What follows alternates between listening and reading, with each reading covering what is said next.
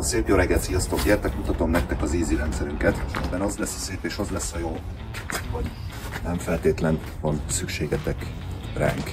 Mutatom, mire van szükségetek. Csavarbehajtó, kalapács, centét, ütvefúró. Valamint egy ilyen leírás.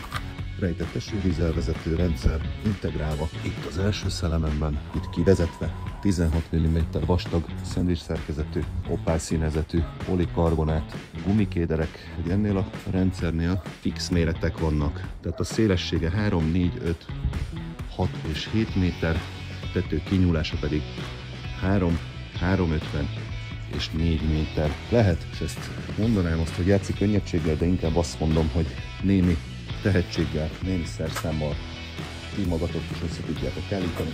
Tehát amikor csak egy tetőre van szükségetek, legyen ez terasz vagy autóbeálló, ne essen az eső, jég ne verje szét az autót, akkor ez a ti választásotok, és miután otthon saját magatoknak is tudjátok installálni, innentől kezdve természetesen ennek az ára is az lesz, ami bárki számára könnyedén elérhető. És nagyon fontos tudnotok, hogy nálunk mindez raktáron, minden méretben, tehát akár azonnal is a tiétek lehet.